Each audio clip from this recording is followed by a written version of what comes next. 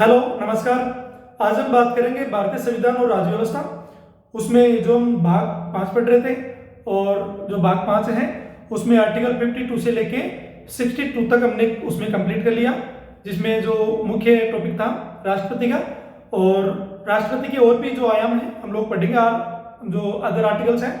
लेकिन इसमें हमने पढ़ा जो राष्ट्रपति है उसकी योग्यताएं, उसका निर्वाचन, उसके बारे में और भी जो उनसे जुड़े हुए जो भी मुद्दे हैं उनसे हमने पढ़ा। इसमें हम लोग पढ़ेंगे जो, लेकिन एक बार थोड़ा सा राष्ट्रपति के बारे में हमने क्या क्या पढ़ा उसके बारे में चर्चा कर लेते हैं। राष्ट्रपति के निर्वाचन में भाग लेने के लिए हमने बताया कि लोकसभा, राज्यसभा और राज्यों की विधानसभाओं के जो निर्वाचित सदस्य हैं केवल वही भाग लेंगे। उसमें जो 50 प्रस्तावक थे और 50 अनुमोदक, मतलब 50 लोग उनके लिए तय करेंगे संसद के सदस्य, लोकसभा या राज्यसभा दोनों में से कोई भी हो सकता है। वो केवल लोकसभा से हो सकते हैं, केवल राज्यसभा से हो सकते हैं। 50 लोग प्रस्तावित करेंगे और 50 लोग उसको स्वीकार करेंगे, अनुमोदन करेंगे। ठीक है। तो उसके बाद में राष्ट्रपति इसमें जो चयन होते हैं, इसमें निर्वाचित होते हैं। अब हमने उसमें पढ़ा कि जो राष्ट्रपति है उसको शपथ कौन दिलाता है, तो मुख्य न्यायाधीश होता है सुप्रीम कोर्ट का, वो दिलाता है। उसके बाद में जो उसका अगर महाभियोग होता है उसकी बात करते हैं, तो महाभियोग के बारे में हमने पढ़ा कि जो केवल लोकसभा और राज्यसभा, इसके केवल जो निर्वाचित और मनोनीत दोनों सदस्य भाग लेते हैं, लेकिन इसमें जो विधानसभाएं हैं उनमें इसकी भागीदारी जो है वो नहीं होती है। ठीक है, यहां तक हम लोगों ने उसमें पढ़ा। अब आज हम पढ़ेंगे उपराष्ट्रपति। उपराष्ट्रपति का जो है प्रावधान वो आर्टिकल 63 से लेके हम लोग पढ़ेंगे 69 तक, लेकिन ये आगे 78 तक हम लोग इसको कंटिन्यू पढ़ेंगे। आप देखते हैं कि जो उपराष्ट्रपति है वो जो राज्यसभा है इसका पदेन सभापति भी होता है।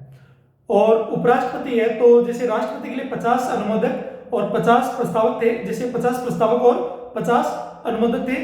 प्रस्तावक मतलब जो प्रस्ताव करने वाले हैं कि ये व्यक्ति जो है वो उपराष्ट्रपति के पद के लिए होगा, और सॉरी राष्ट्रपति के पद के लिए होगा, और 50 अनुमोदक जो है वो उसको क्या करेंगे, स्वीकार करेंगे। ठीक है, ऐसा ही उपराष्ट्रपति में भी है, लेकिन संख्या 50 ना होकर इसमें 20-20 रखी गई है। 50 सदस्य लोकसभा या राज्यसभा, यहां से जो होंगे वो उसमें प्रस्तावक होंगे, और सॉरी 20 प्रस्तावक होंगे और 20 अनुमोदक होंगे। इसमें यह व्यवस्था की गई है। जो यहां पर उपराष्ट्रपति होगा, यदि राष्ट्रपति का पद खाली होता है किसी भी रीजन से, जो बताए गए उन रीजन में से, तो उसकी जगह जो उपराष्ट्रपति है वो कार्यवाहक जो राष्ट्रपति है उसके रूप में कार्य करेंगे। ठीक है, तो उनकी जगह जब वो राज्यसभा में अगर पदेन सभापति का कार्य कर रहे हैं तो वो पद उसकी जगह खाली नहीं होगा, क्योंकि एक व्यक्ति दो जगह काम नहीं करेगा। तो बाद में उसके लिए व्यवस्था की गई कि यदि राज्यसभा का पदेन सभापति उपराष्ट्रपति के पद में अगर काम कर रहा है, ठीक है, वो होता है, और वो अगर राष्ट्रपति के कार्यवाहक के रूप में काम करने लग जाता है तो सभापति का जो पद है वो खाली रहता है, तो उसको भरने के लिए कोई ना कोई पद तो चाहिए। तो उसके लिए बाद में क्या किया गया, उप जो राज्यसभा का पद है वो यहाँ पर बनाया गया। तो पदेन सभापति और उप सभापति यहाँ पर अटैचमेंट किया गया। उप सभापति का बाद अगर सभापति का पद खाली होता है तो उसकी जगह कौन आता है, उप सभापति उस कार्यभार को हैंडल करता है। और जो पदेन सभापति होता है राज्यसभा का, जो उपराष्ट्रपति के रूप में कार्य करता है, वो अगर कार्यवाहक राष्ट्रपति के रूप में कार्य करने लग जाता है तो उसको जो राष्ट्रपति को जो वेतन भत्ता जो पावर्स मिलती है वो वहां पर भी उसको मिलती है। ठीक है, यही व्यवस्था इनमें चलती है। लेकिन जो उपराष्ट्रपति उसको पद का जो शपथ है वो कौन दिलाता है, वो दिलाता है राष्ट्रपति, ना कि सुप्रीम कोर्ट का मुख्य न्यायाधीश। क्योंकि राष्ट्रपति को कौन दिलाता है, जो सुप्रीम कोर्ट का मुख्य न्यायाधीश है वो दिलाता है, लेकिन यहां पर कौन दिलाता है, राष्ट्रपति दिलाता है। ठीक है, अब हम लोग आगे बढ़ते हैं। जैसे जैसे कंटेंट आएगा उसको हम लोग पढ़ते भी जाएंगे और साथ में समझते भी जाएंगे। जैसा कि मैं अपनी एकेडमी के बारे में बात करता हूं, ये एक ऑनलाइन प्लेटफॉर्म है और यहां से आप क्या है कि ऑनलाइन टेस्ट सीरीज का लाभ ले सकते हैं।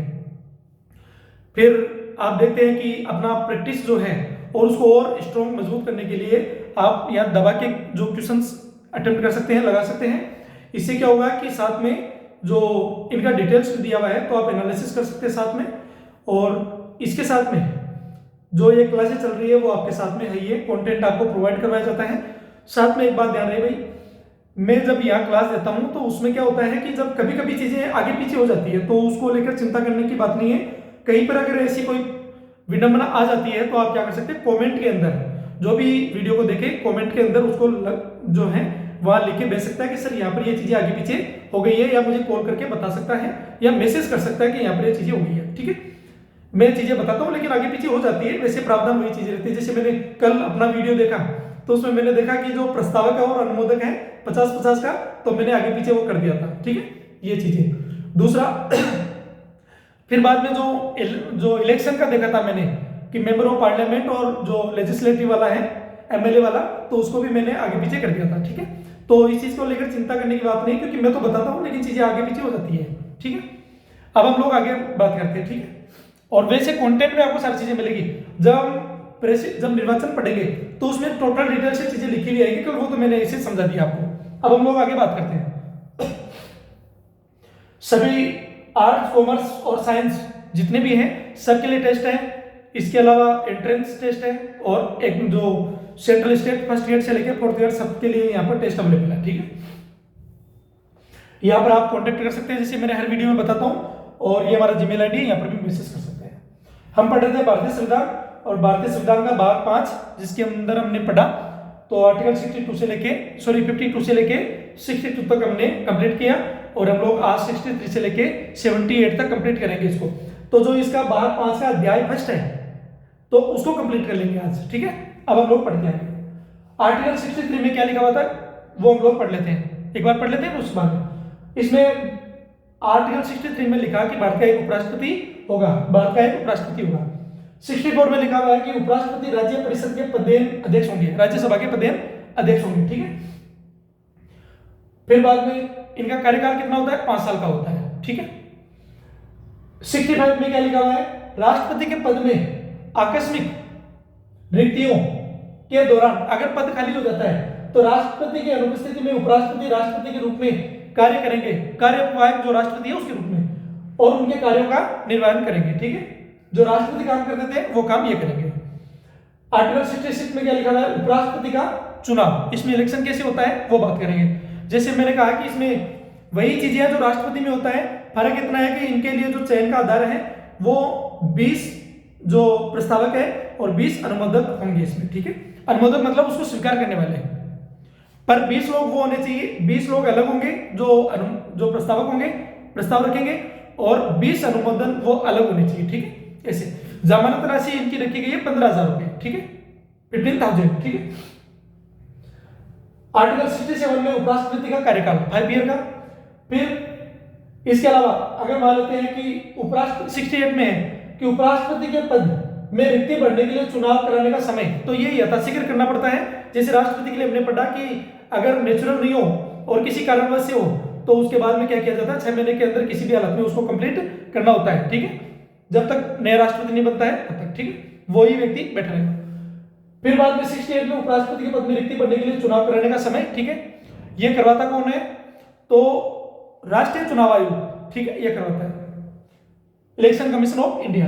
आकस्मिक रिक्ति भरने के लिए चुने गए व्यक्ति का कार्यकाल, यदि इसकी जगह मान लेते हैं कि कोई नया व्यक्ति जो आता है, ठीक है, मान लो उपराष्ट्रपति का पद खाली होता है और उसकी जगह कोई नया उपराष्ट्रपति का पद हो, तो ये नहीं कि वो 5 साल के लिए होगा, ये एक तो यथाशीघ्र करवाना पड़ेगा, दूसरा ये है कि यथाशीघ्र करने के दौरान जो 5 साल का टाइमलाइन है वो वहां खत्म हो जाएगा।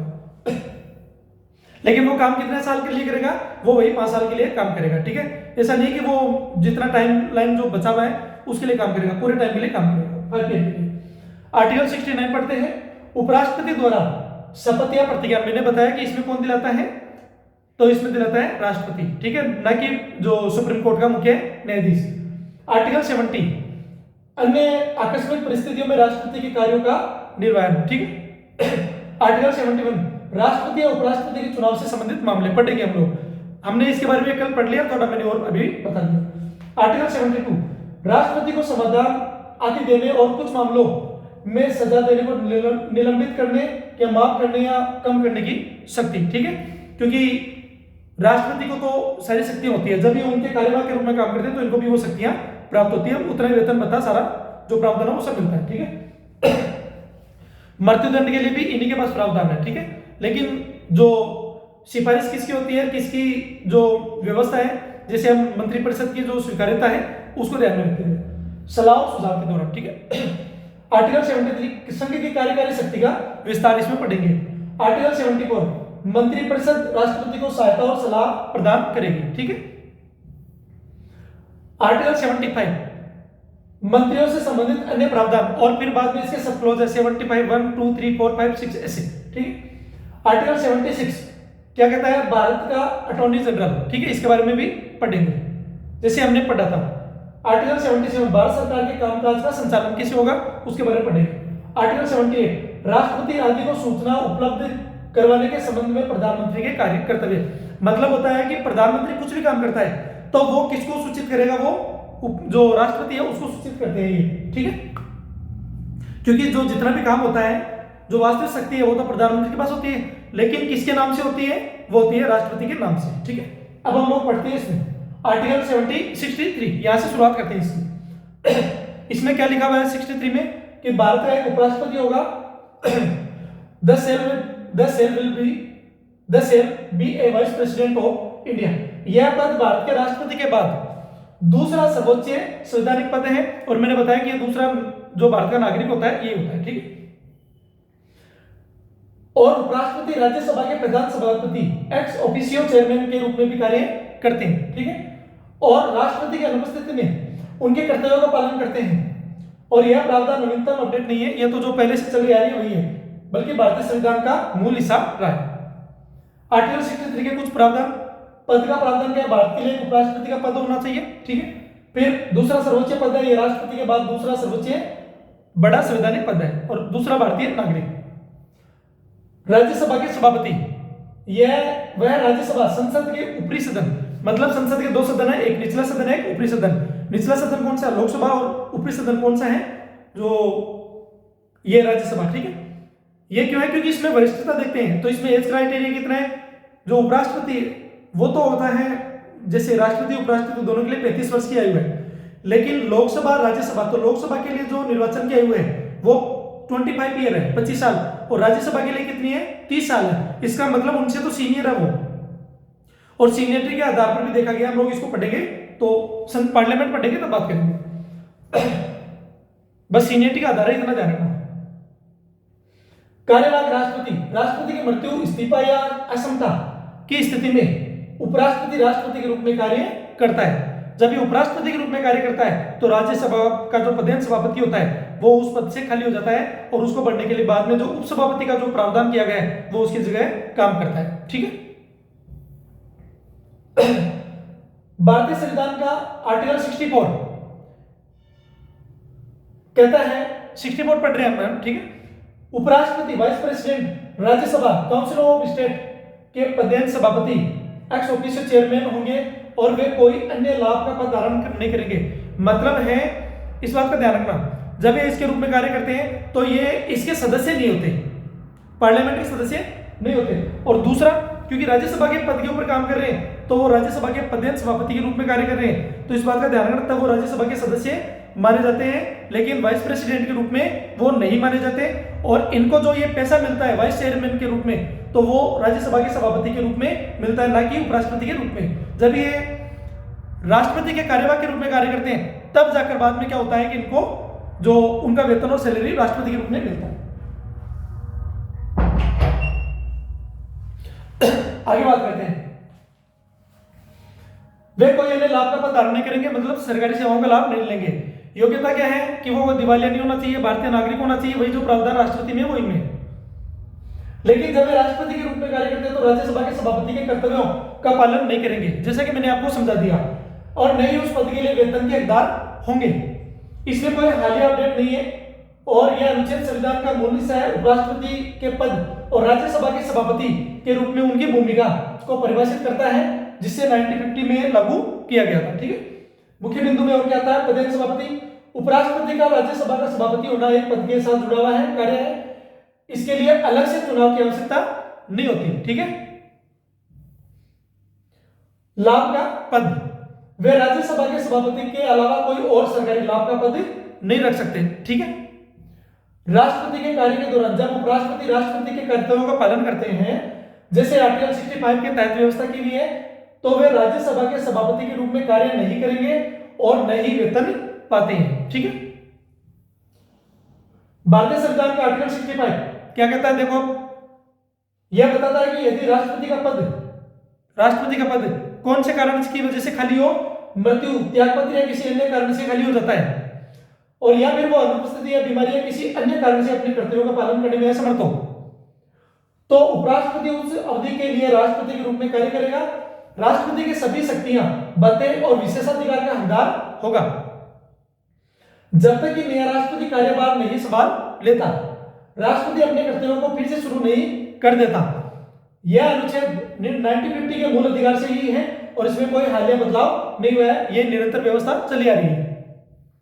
आर्टिकल 65 इसमें क्या लिखा हुआ है कि रिक्ति की स्थिति में, मतलब खाली स्थान अगर हो जाता है, पद खाली हो जाता है, तब की बात है, राष्ट्रपति की मृत्यु, इस्तीफे या हटाए जाने या उपराष्ट्रपति जब तक नया राष्ट्रपति नहीं चुना जाता तब तक राष्ट्रपति का कार्यभार संभालेगा। असमता की स्थिति में यदि राष्ट्रपति बीमार है या किसी कारण से कार्य नहीं कर पा रहा है तो उपराष्ट्रपति उनके कर्तव्यों का निर्वहन करेंगे जब तक राष्ट्रपति फिर से कार्यभार नहीं संभाल लेते। ठीक है, बैक टू बैक चीजें वापस आ गई, आपको याद भी हो जाएगा। शक्तियां और पद, कार्यवाहक राष्ट्रपति के रूप में उपराष्ट्रपति को राष्ट्रपति के समान ही जो राष्ट्रपति को पावर मिलती थी, ऑथोरिटी मिलती थी, वेतन मिलता था, भत्ता मिलता था, जो भत्ता मिलता था, वो सारी चीजें इनके लिए भी है। ठीक है, कौन सी अनुसूची में पढ़ा था हमने? आर्टिकल जो अनुसूची शेड्यूल सेकंड थी उसमें, दूसरी अनुसूची में पढ़ा था। क्यों इंपॉर्टेंट है? संक्षेप में पढ़ते हैं। देश के शासन को निरंतर बनाए रखने में एक महत्वपूर्ण प्रावधान है और हमेशा भारतीय संविधान का हिस्सा रहा है। आर्टिकल 66 पढ़ रहे हैं हम लोग। अब उपराष्ट्रपति का चुनाव, तो मैंने बताया कि इसमें 20 जो प्रस्तावक होंगे और 20 अनुमोदक होंगे। ठीक है, और लोकसभा और राज्यसभा में इनमें कौन भाग ले सकता है? इसमें लोकसभा और राज्यसभा, इसके अंदर जो निर्वाचित और मनोनीत दोनों सदस्य इंक्लूड होंगे, जबकि राष्ट्रपति में ऐसा नहीं था, केवल निर्वाचित था, इसमें सभी लोग शामिल होंगे। ठीक है, लोकसभा में पहले जो एंग्लो इंडियन की 2 सीटें थी मनोनीत के तौर पे, अब वो भी सीटें नहीं है। ठीक है, उपराष्ट्रपति पॉइंट पढ़ते हैं इसमें। पहला पॉइंट क्या कहता है? सब क्लोज वन, उपराष्ट्रपति का चुनाव संसद के दोनों सदनों के सदस्यों में से मिलकर बने निर्वाचक जो मंडल है, ठीक है, इलेक्टोरल जो कॉलेज है द्वारा अनुपातिक प्रतिनिधित्व प्रणाली, वही जो राष्ट्रपति में थी, के अनुसार एकल हस्तांतरणीय मत प्रणाली के माध्यम से किया जाएगा, जैसा मैंने कल बताया आपको पिछले वीडियो में, आप जाके देख सकते हैं। ऐसे चुनाव में मतदान गुप्त मतदान द्वारा ही होगा। ठीक है, उपराष्ट्रपति, दूसरा पॉइंट है, उपराष्ट्रपति संसद के किसी भी सदन या किसी राज्य के विधानमंडल के किसी सदन का सदस्य नहीं होगा, और यदि संसद के किसी सदन या किसी राज्य के विधानमंडल के किसी सदन का कोई सदस्य उपराष्ट्रपति चुना जाता है तो उसे उस सदन में अपनी सीट या उस तारीख से खाली करनी पड़ेगी, मानी जाएगी जिस दिन वह उपराष्ट्रपति के रूप में अपना पद ग्रहण करता है।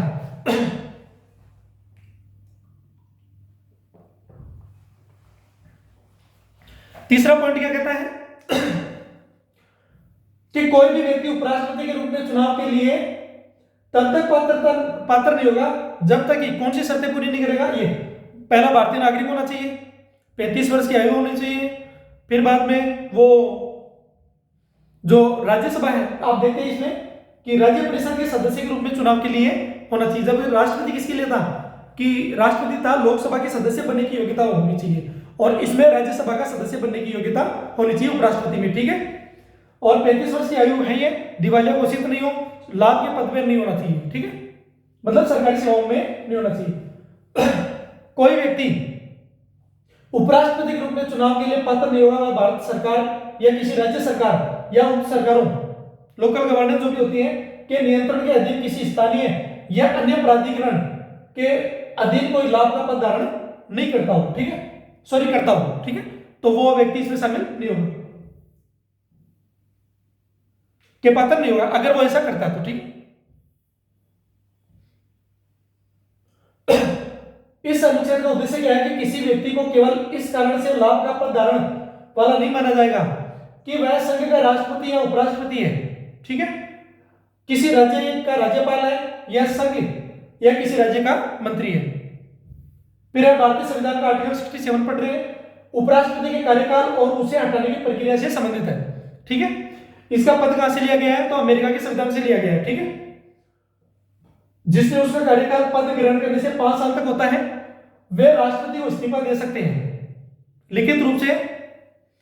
फिर किसमें व्यवस्था है? आर्टिकल 67 का सब क्लॉज 1 के तहत, और उन्हें राज्यसभा द्वारा प्रभावी बहुमत और लोकसभा की सहमति से, ध्यान रखना, राज्यसभा द्वारा प्रभावी बहुमत और लोकसभा की सहमति से 14 दिन का नोटिस देकर हटाया जा सकता है।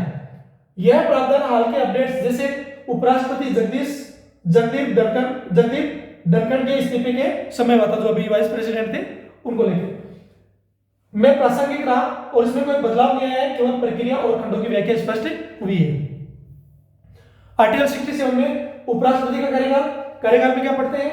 उपराष्ट्रपति का पद ग्रहण करने की तारीख से 5 वर्ष की अवधि के लिए पद धारण होगा। इस्तीफा या खंड जो बताया गया है, वह अपना इस्तीफा भारत के राष्ट्रपति को संबोधित एक हस्ताक्षरित लिखित नोटिस द्वारा दे सकते हैं और तत्कालीन जो रूप से प्रभावी होगा। ऐसा नहीं हो कि 6 महीने बाद जो प्रावधान है वो होगा। हटाने की प्रक्रिया, उपराष्ट्रपति को राज्यसभा के तत्कालीन समस्त सदस्यों से बहुमत पारित संकल्प द्वारा हटाया जा सकता है। ठीक है, इस प्रस्ताव को लोकसभा द्वारा भी साधारण बहुमत से होना चाहिए। मतलब राज्यसभा के जो सदस्य वो प्रस्ताव लेकर आएंगे राष्ट्रपति का, जो उपराष्ट्रपति का पद है उसको जो हटाने के लिए। दूसरा, उसमें जो उनका तो होगा बहुमत, किसका? राज्यसभा के सदस्यों में, और लोकसभा का होगा वो साधारण बहुमत से होगा। ठीक है, ऐसा कोई संकल्प प्रस्ताव करने से पहले कम से कम 14 दिन की पूर्व सूचना देना आवश्यक है। ये क्वेश्चन यहां से ऑप्शन में मिलते हुए, ध्यान रखना इस बात का, ये ऑप्शन में मिलते हैं। पद पर बने रहना, उनका कार्यकाल समाप्त होने पर भी वे तब तक पद पर बने रहेंगे जब तक उनका उत्तराधिकारी कार्यभार ग्रहण नहीं कर लेता, ताकि महत्वपूर्ण पद पर कोई रिक्ति न रहे। हालिया प्रासंगिकता, उपराष्ट्रपति जगदीप धनखड़ के स्वास्थ्य कारणों से तत्काल प्रभाव से इस्तीफा देते हुए संविधान के आर्टिकल 67 का सब क्लॉज 1 का हवाला दिया था, जिसे इस अनुच्छेद और इस प्रक्रिया पर ध्यान केंद्रित हुआ है। ठीक है, भारतीय संविधान का आर्टिकल 68 उपराष्ट्रपति के पद को रिक्ति को भरने के समय संबंधित है। ठीक है, जिसमें कहा गया है कि कार्यकाल समाप्ति होने वाली व्यक्ति को अवधि समाप्त होने से पहले भरा जाना चाहिए तत्कालीन रूप से। आर्टिकल 68 का सब क्लॉज 1 इसमें और मृत्यु, इस्तीफा या निष्कासन जैसी आकस्मिक रिक्ति को जितनी जल्दी हो सके भरा जाना चाहिए। आर्टिकल 68 का सब क्लॉज 2 और नया व्यक्ति शेष अवधि के लिए इसे क्या करेगा? ग्रहण करेगा, पद के लिए ग्रहण करेगा। यह सुनिश्चित करता है कि पद लंबे समय तक खाली न रहे। यह प्रावधान हाल ही में उपराष्ट्रपति चुनाव जैसे 2022 से 25 के संदर्भ में लगातार लागू होता रहा है। आर्टिकल 68 उपराष्ट्रपति के पद पर रिक्ति भरने के लिए चुनाव कराने का समय और आकस्मिक रिक्ति को भरने के लिए जो चुने गए व्यक्ति का कार्यकाल, हमने ऊपर पढ़ लिया, वही ये चीज इसमें। उपराष्ट्रपति के कार्यकाल की समाप्ति के कारण रिक्ति को भरने के लिए चुनाव कार्यकाल की समाप्ति से पहले पूर्ण किया जाना चाहिए। उपराष्ट्रपति के पद की में जो मृत्यु, त्याग पत्र या पद को छोड़ने के अन्य जो कारण है उसको उस हेतु क्या किया जाएगा? रिक्ति होने के बाद यथाशीघ्र तुरंत रूप से चुनाव आयोजित किया जाएगा और रिक्ति को भरने के लिए निर्वाचित व्यक्ति आर्टिकल 67 के प्रावधानों के अधीन रहते हुए अपने पद ग्रहण करने की तिथि से 5 वर्ष की पूरी अवधि के लिए पद धारण करने का हकदार होगा। फिर आर्टिकल 69 पढ़ते हैं। ठीक है, यह क्या बात करता है कि उपराष्ट्रपति द्वारा पद ग्रहण करते समय ली जाने वाली शपथ या प्रतिज्ञा ओथ और अफर्मेशन से संबंधित है। ओथ लेते हैं, शपथ लेते हैं, प्रतिज्ञा लेते हैं, अफर्मेशन। ठीक है, जिसमें वे भारतीय संविधान के प्रति निष्ठा की शपथ लेते हैं और इसमें कोई हालिया बदलाव नहीं हुआ, जो पहले था वही है, हमेशा से इसी रूप में है जो उन्हें राष्ट्रपति और उनके द्वारा नियुक्त किसी व्यक्ति के समक्ष शपथ दिलाई जाती है। आर्टिकल 69 में कुछ और प्रावधान देते हैं। विषय क्या है? उपराष्ट्रपति द्वारा शपथ प्रतिज्ञा। शपथ का प्रारूप क्या होगा? प्रत्येक उपराष्ट्रपति पद पर संभालने से पहले राष्ट्रपति या उनके द्वारा नियुक्त किसी व्यक्ति के सामने यह शपथ लेता है। कौन सी? मैं अपना नाम बोलता है, ईश्वर की शपथ लेता हूं, सत्यनिष्ठता से प्रतिज्ञा करता हूं कि मैं विधि द्वारा स्थापित भारत के संविधान के प्रति सच्ची श्रद्धा और निष्ठा रखूंगा या रखूंगी, जिस पद को ग्रहण करने वाला हूं या रहूं, उनके कर्तव्यों का श्रद्धापूर्वक निर्वहन करूंगा या करूंगी, जो भी है। ठीक। आर्टिकल 70 अन्य आकस्मिक परिस्थितियों में राष्ट्रपति के कार्यों का निर्वहन। इसमें क्या है? संसद इस अध्याय में निर्दिष्ट न की गई किसी भी आकस्मिक स्थिति में राष्ट्रपति के कार्यों के निर्वहन के लिए ऐसे प्रावधान कर सकती है जिन्हें वह उचित समझे। मान लेते हैं कि कोई ऐसा जो प्रावधान है और उसमें कोई नहीं जोड़ा गया है तो संसद क्या कर सकती है, उसमें नया ऐड कर सकती है। आर्टिकल 71 राष्ट्रपति या उपराष्ट्रपति के चुनाव से संबंधित या उनसे जुड़े हुए मामले क्या है, पढ़ते हैं।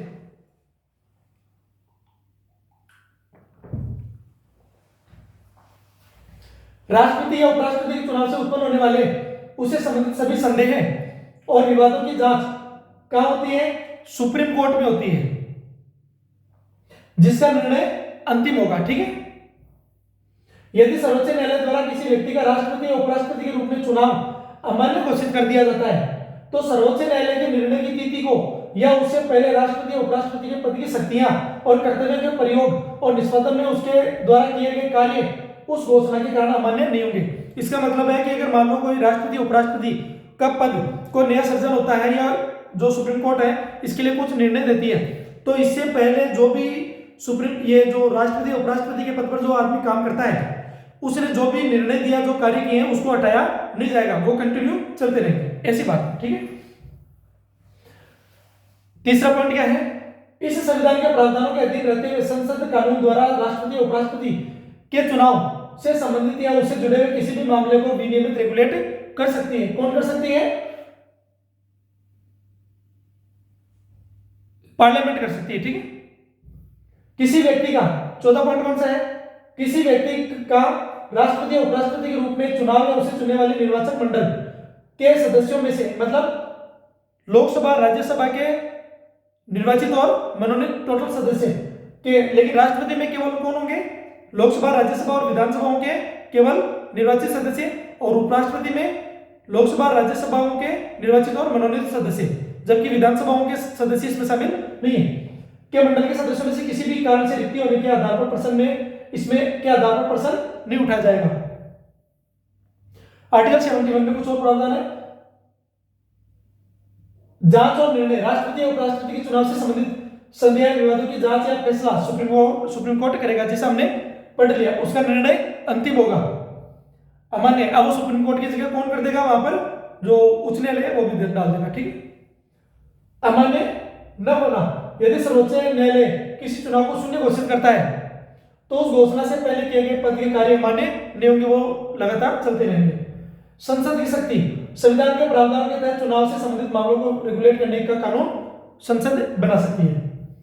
रिक्ति का प्रावधान नहीं है, किसी व्यक्ति का चुनाव निर्वाचन मंडल के सदस्यों में से किसी रिक्ति के कारण प्रसंगत नहीं होगा, मतलब प्रश्न चिन्ह नहीं लगाया जाएगा।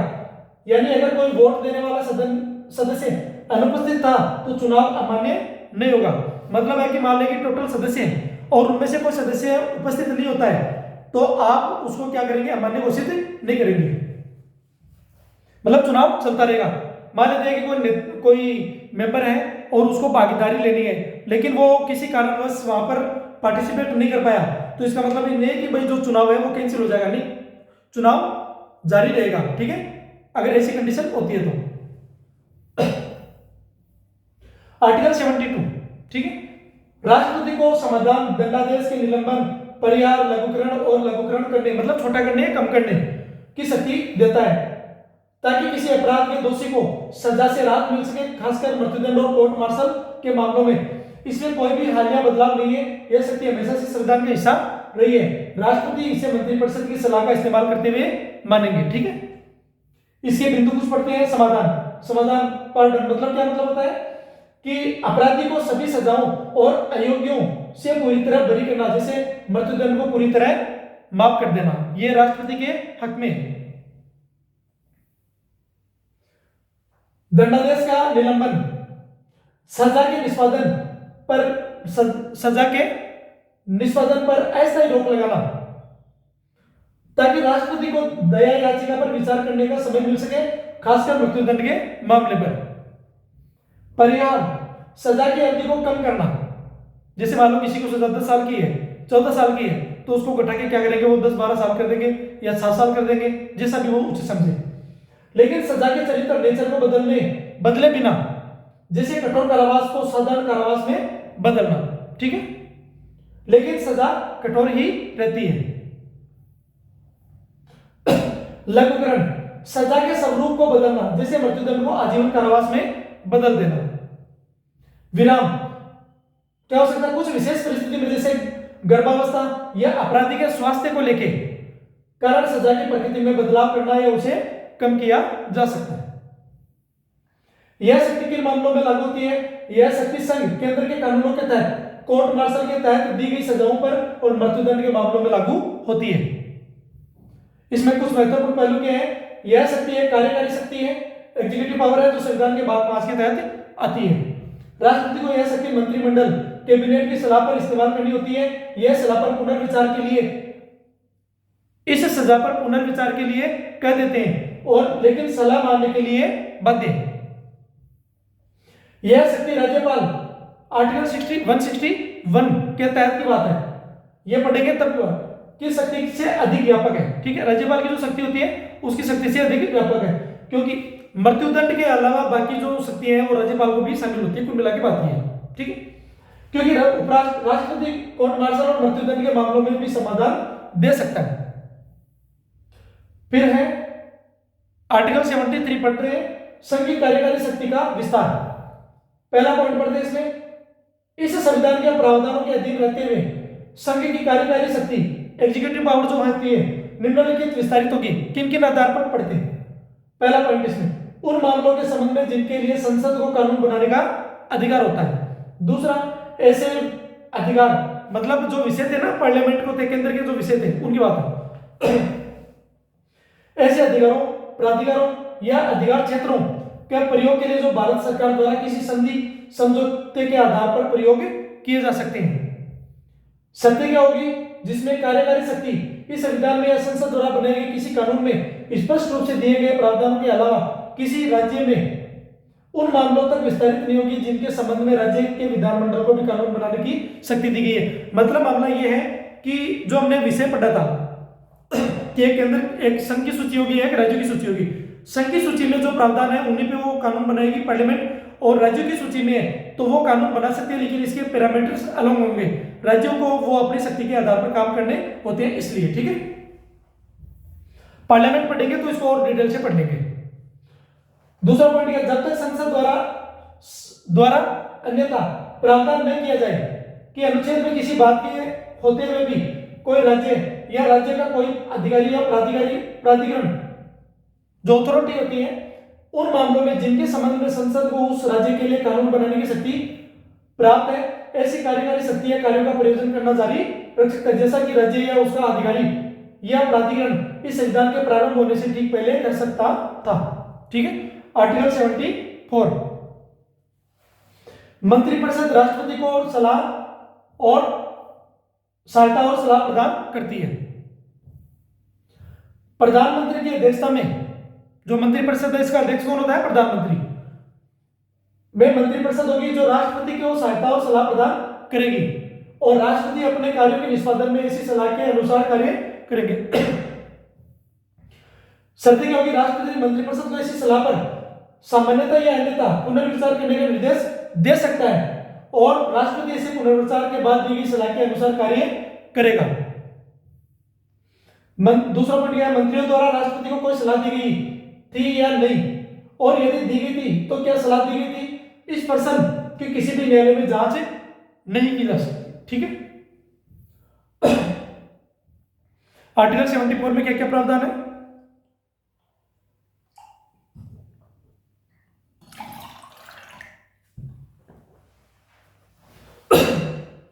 प्रदेश में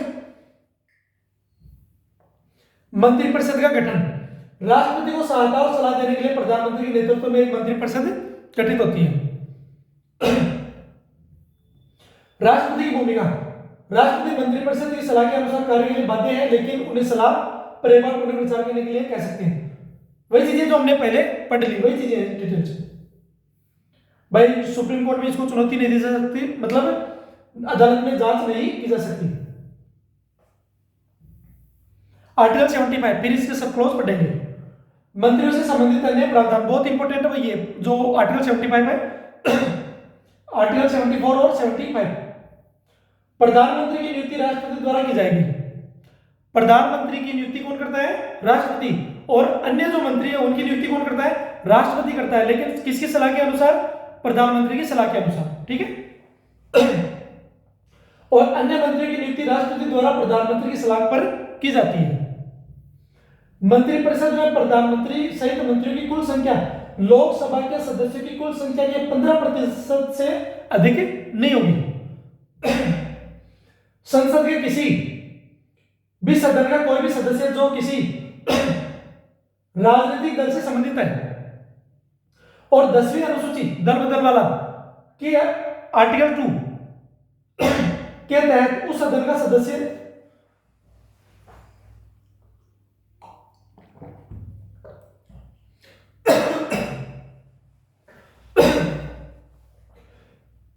संसद के किसी भी सदन का कोई भी सदस्य जो किसी राजनीतिक दल से संबंधित हो और 10वीं अनुसूची के अनुच्छेद 2 के तहत उस सदन का सदस्य होने के लिए अयोग्य घोषित हो, जिसमें खंड फर्स्ट है के तहत मंत्री नियुक्त होने के लिए अयोग्य होगा, यह अयोग्यता उसकी अयोग्यता की तिथि से लेकर उस तिथि तक लागू रहेगी जब तक कि उस सदस्य के रूप में उसका कार्यकाल समाप्त न हो जाए। और यदि वह ऐसी अवधि की समाप्ति से पहले संसद के किसी भी सदन के लिए चुनाव लड़ता है तो उस तिथि तक लागू होगी जब तक उसे निर्वाचित घोषित न कर दिया जाए, इनमें से जो भी पहले होता है। ठीक है। दूसरा पॉइंट क्या था कि मंत्री, दूसरा सब क्लॉज की बात कर रहे हैं, मंत्री राष्ट्रपति की इच्छा के अनुसार पद पर बने रहेंगे। मंत्री किसकी इच्छा पर? राष्ट्रपति की इच्छा पर। फिर तीसरा सब क्लॉज कौन सा है? 75 का 3, मंत्रिपरिषद सामूहिक रूप से लोकसभा के प्रति उत्तरदायी होगी, ना कि राज्यसभा की। ठीक है।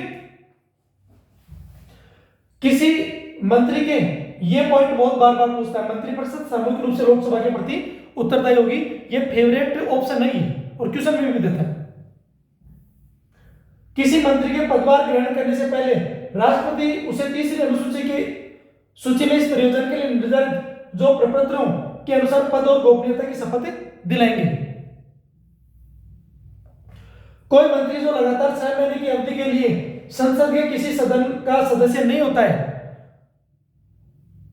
किसी भी सदन का सदस्य नहीं है, तो उस अवधि की समाप्ति पर मंत्री नहीं रहेगा। वो एक होता है संसद का सदस्य, एक होता है मंत्री। जो सदस्य होता है उनमें से ही मंत्री बनाए जाते हैं, लेकिन जो सभी मंत्री है वो तो सदस्य होते हैं, लेकिन सभी सदस्य मंत्री नहीं होते। उसमें कितना वेटेज दिया है? 15%। ठीक है। किसका? लोकसभा का, कि कुल सदस्यों का 15%। फिर बाद में सब क्लॉज 6 पढ़ते हैं, आर्टिकल 75 का। मंत्रियों के वेतन भत्ते ऐसे होंगे जो संसद समय समय पर कानून द्वारा निर्धारित करे, और जब तक संसद ऐसा निर्धारित न करे तब तक वे दूसरी अनुसूची में जो दिए हुए जो वेतन और भत्ते हैं उन्हीं को मान्य होंगे। आर्टिकल 75 की उपबंध वही चीजें, आर्टिकल 75(1) जो हमने पढ़ा, आर्टिकल 75(2), इसमें आर्टिकल 75 का सब क्लॉज 1 राष्ट्रपति प्रधानमंत्री की नियुक्ति करता है और अन्य मंत्रियों की नियुक्ति राष्ट्रपति प्रधानमंत्री की सलाह पर करता है। 75 का सब क्लॉज 1 उसका सब पॉइंट है 91वां संविधान संशोधन से मंत्रिपरिषद मतलब प्रधानमंत्री सहित कुल संख्या लोकसभा के कुल सदस्यों की 15% से अधिक नहीं होगी। आर्टिकल 75 का 1 और इसका सब क्लॉज है 51वां संविधान संशोधन, कोई भी व्यक्ति जो दल बदल विरोधी कानून 10वीं अनुसूची के अनुसार के तहत अयोग्य घोषित होता है तो मंत्री नियुक्त होने के लिए अयोग्य होगा। आर्टिकल 75 का सब क्लॉज 2 वही जो हमने पढ़ा कि मंत्री राष्ट्रपति के प्रसाद प्रयत्न पर रहेगा, यानी राष्ट्रपति उन्हें हटा सकते हैं, हालांकि यह प्रधानमंत्री की सलाह पर होता है। ठीक है, वो अपनी मर्जी से नहीं कर सकते। आर्टिकल 75(3) मंत्रिपरिषद सामूहिक रूप से किसके प्रति उत्तरदायी होती है? लोकसभा की। अविश्वास प्रस्ताव पारित होने पर पूरी तरह मंत्रिपरिषद को इस्तीफा देना पड़ता है। अगर लोकसभा के अंदर या फिर आप देखते हैं कि जो दल विधेयक होता है यदि वो कैंसिल हो जाता है तो उसमें भी जो इस्तीफा देने की बात हो जाती है। ठीक है, दल विधेयक पढ़ेंगे हम लोग आगे। आर्टिकल 75(3) मंत्रिपरिषद सामूहिक रूप से लोकसभा के प्रति उत्तरदायी होती है, वही चीजें। 74 में क्या है? इसका सब क्लॉज 4। 75 इसका सब क्लॉज 75 इसका सब क्लॉज 4, मंत्री पद और गोपनीयता की शपथ लेते हैं तीसरी अनुसूची के अनुसार। और सब क्लॉज 5 क्या है, कोई मंत्री जो लगातार 6 महीने तक संसद के किसी सदन का सदस्य नहीं रहता है उस अवधि के बाद वो मंत्री नहीं रहेगा। ठीक है। आर्टिकल 75 का सब क्लॉज 6, मंत्री के वेतन भत्ते संसद द्वारा निर्धारित किए जाते हैं, जो हमने पढ़ा वही। फिर आर्टिकल 76 भारत का अटॉर्नी जनरल पढ़ते हैं इसमें, ये इसी का ये भाई ध्यान रखना, जो अध्याय फर्स्ट है, जो भाग 5 है इसका अध्याय फर्स्ट है, उसका ये लास्ट पॉइंट है। 78 तक पढ़ेंगे। भारत का अटॉर्नी जनरल राष्ट्रपति सर्वोच्च न्यायालय के न्यायाधीश की नियुक्ति, ध्यान रखना क्या कह रहा है, सुप्रीम कोर्ट सर्वोच्च न्यायालय के न्यायाधीश नियुक्ति होने योग्य व्यक्ति, मतलब कि जो व्यक्ति सुप्रीम कोर्ट का, मतलब मुख्य न्यायाधीश की बात नहीं कर रहे, न्यायाधीश होने की जो योग्यता रखता है वही व्यक्ति, ऐसा व्यक्ति भारत का अटॉर्नी जनरल नियुक्त होगा। कौन करेगा, भारत का राष्ट्रपति। अटॉर्नी जनरल का यह कर्तव्य होगा कि वह भारत सरकार को ऐसे कानूनी मामलों पर सलाह दे, ठीक है, और ऐसे कानूनी कर्तव्यों का पालन करे जो समय समय पर राष्ट्रपति द्वारा उसे सौंपे या संदर्भित किए जाए, और इस संविधान या उस समय लागू किसी अन्य कानून द्वारा उसे प्रदत्त कार्यों का निर्वहन करना पड़े। अपने कर्तव्यों के निर्वहन में अटॉर्नी जनरल को भारत का भूभाग में सभी न्यायालयों में सुनवाई का अधिकार होगा। ध्यान रखना, अटॉर्नी जनरल राष्ट्रपति की इच्छा के अनुसार पद पर बने रहेंगे और राष्ट्रपति द्वारा निर्धारित पारिश्रमिक प्राप्त करेंगे। ठीक है। इसमें कुछ प्रावधान है कि नियुक्ति कौन करता है, राष्ट्रपति। सुप्रीम कोर्ट का न्यायाधीश नियुक्त होने के योग्य व्यक्ति को भारत का महान्यायवादी या अटॉर्नी जनरल नियुक्त करते हैं। ठीक है। कर्तव्य क्या होगा, भारत सरकार के कानूनी विषयों पर सलाह होगा, मतलब भारत सरकार का क्या होता है कि जो वकील होता है एक तरीके से। ठीक है। राष्ट्रपति द्वारा सौंपे गए विधि कर्तव्यों का पालन करना होगा। अपने कर्तव्यों के निर्वहन में भारत सरकार के सभी न्यायालयों की सुनवाई का अधिकार है। संसद की कार्यवाही में भाग लेने का अधिकार है, लेकिन वोट देने का अधिकार नहीं है। मतदान का अधिकार नहीं है। संसद की कार्यवाही में भाग ले सकता है, लेकिन वोट नहीं दे सकता। एक ये भी पॉइंट देता है। कार्यकाल, वे राष्ट्रपति की इच्छा मतलब प्रशांत प्रयत्न पद धारण करते हैं और पारिश्रमिक राष्ट्रपति द्वारा तय किया जाता है। यह ऑप्शन दूसरा डाल सकता है। ठीक है, जैसे पार्लियामेंट वगैरह डाल सकता है। योग्यता, उन्हें उच्चतम न्यायालय का न्यायाधीश की नियुक्त होने की योग्य होना चाहिए, जिसमें भारतीय नागरिक और 10 साल, ध्यान रखना, पहले तो भारतीय नागरिक हो, दूसरा 10 साल के प्रैक्टिस या 5 साल में हाईकोर्ट का जज अनुभव होने की जो अनुभवता है वो प्राप्त होनी चाहिए। मतलब 5 साल का हाईकोर्ट का जज होना चाहिए और 10 साल से वो सुप्रीम कोर्ट में प्रैक्टिस कर रहा हो। ठीक है। आर्टिकल 77 भारत सरकार के कामकाज का संचालन, ये इसमें दिया हुआ है। क्या पॉइंट है इसमें, भारत सरकार की सभी कार्यकारी कार्यवाही राष्ट्रपति के नाम से की जाएगी। वास्तविक शक्ति किसके पास में है, प्रधानमंत्री के पास। नाम किसका होगा, राष्ट्रपति का। राष्ट्रपति के नाम पर जारी और निष्पादित आदेश और अन्य दस्तावेज राष्ट्रपति द्वारा बनाए जाने वाले नियमों में निर्दिष्ट तरीके से प्रमाणित किए जाएंगे और इस प्रकार प्रमाणित आदेश या दस्तावेज की वैधता पर इस आधार पर प्रश्न नहीं उठाया जाएगा कि यह राष्ट्रपति द्वारा जारी या निष्पादित आदेश या दस्तावेज नहीं है।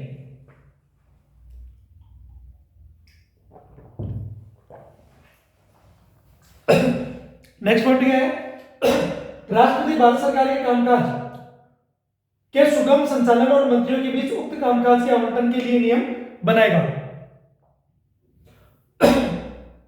आर्टिकल 77 में कुछ चीजें हैं। कार्यवाही राष्ट्रपति के नाम से, मतलब जो भी बता रहे हम लोग कि भारत सरकार की सभी कार्यवाहियां राष्ट्रपति के नाम से की जाती है। आर्टिकल 71 का 1 आदेशों का प्रमाणीकरण, जो हमने ऊपर पढ़ा, और नियम बनाने की शक्ति इनके पास होती है। कब, आर्टिकल 77 का सब क्लॉज 3।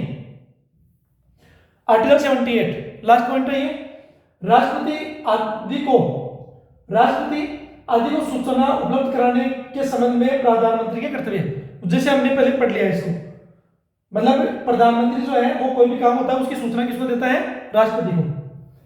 क्या पॉइंट है इसमें, राष्ट्रपति का यह कर्तव्य, प्रधानमंत्री का यह कर्तव्य होगा, कौन सा, कि संघ के मामलों, केंद्र के मामले से प्रशासन संबंधित मंत्रिपरिषद के सभी निर्णयों और विधान संबंधी प्रस्तावों, मतलब कानून बनाने संबंधी जो भी प्रस्ताव है उसको राष्ट्रपति को सूचित करेगा। नेक्स्ट पॉइंट क्या है, संघ के मामलों के प्रशासन से संबंधित ऐसी जानकारी और विधायी प्रस्तावों को प्रस्तुत करना जैसा कि राष्ट्रपति मांग सकते हैं। यदि राष्ट्रपति को चीज मांग, यदि कोई प्रस्ताव या कुछ चीजें मांगते हैं, जो घटनाएं हो रही है या जिस मुद्दे पर बात चल रही है, तो प्रधानमंत्री को क्या करना पड़ेगा, वहां जो पारित मतलब उनको प्रदान करना पड़ेगा या प्रस्तुत करना पड़ेगा। तीसरा पॉइंट है, यदि राष्ट्रपति ऐसा चाहे तो मंत्रिपरिषद के विचारार्थ कोई ऐसा मामला प्रस्तुत करना जिस पर किसी मंत्री द्वारा निर्णय लिया गया हो लेकिन जिस पर परिषद द्वारा विचार नहीं किया गया हो। ठीक है, इसके कुछ बिंदु है, मंत्रिपरिषद के निर्णयों की सूचना, वही जो हमने पढ़ा, जानकारी प्रस्तुत करना वो भी हमने पढ़ लिया, पुनर्विचार के लिए प्रस्तुत करना यह भी हमने पढ़ लिया, और यह अनुच्छेद जो है 78 की बात है, प्रधानमंत्री की भूमिका को स्पष्ट करता है कि वे राष्ट्रपति को कार्यपालिका और विधायिका के सभी महत्वपूर्ण कार्यों और निर्णयों से अवगत कराएं जिससे संवैधानिक प्रक्रिया सुचारू रूप से चल सके और राष्ट्रपति अपनी भूमिका निभा सके। यह भारतीय लोकतंत्र में उत्तरदायी शासन के सिद्धांत को मजबूत बनाता है। अब हम लोग पढ़ते हैं क्वेश्चन।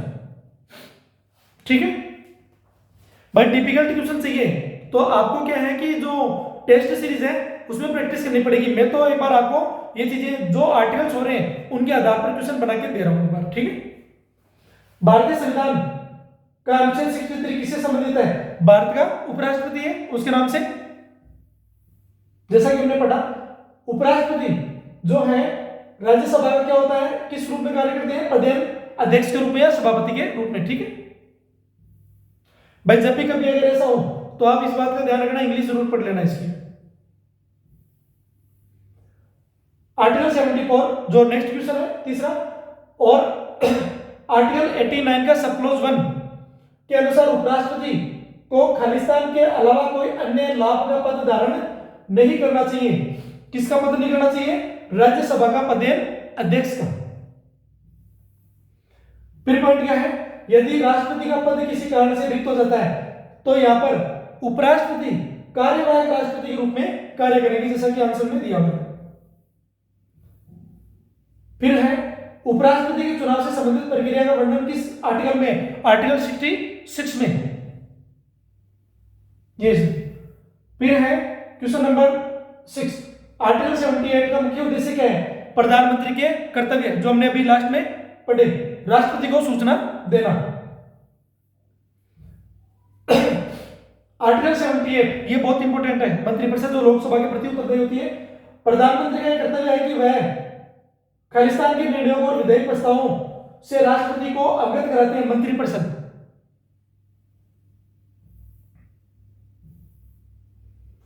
फिर क्वेश्चन नंबर 1, उपराष्ट्रपति को वेतन और भत्ते खालिस्तान से मिलते हैं भारत की संचित निधि से। ठीक है, यह आर्टिकल 74 के तहत है और उपराष्ट्रपति के पद से जुड़ा हुआ है। फिर 9वां क्वेश्चन है, 9वां क्वेश्चन, संविधान के किस अनुच्छेद के तहत उपराष्ट्रपति राष्ट्रपति के कार्यों को तब तक संभालते हैं जब तक कोई नया राष्ट्रपति नहीं चुना जाता। तो हमने उसको पढ़ा, आर्टिकल जो 65 है उसमें इसकी व्यवस्था है। भारतीय संविधान का कौन सा आर्टिकल उपराष्ट्रपति को राज्यसभा का जो प्रधान सभापति है वो बनाता है, आर्टिकल 64। क्या कहता है इसमें, डिटेल से पढ़ लेते हैं। आर्टिकल 64 कहता है कि उपराष्ट्रपति राज्य की परिषद, मतलब राज्य की जो राज्यसभा की बात की जा रही है,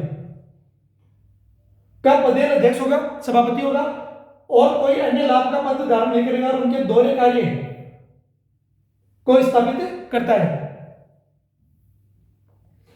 10वां क्वेश्चन, उपराष्ट्रपति के रूप में कार्य करते समय या राष्ट्रपति के कार्यों का निर्वहन करते समय उन्हें किन शक्तियों और विशेषाधिकार है उनका अधिकार होता है।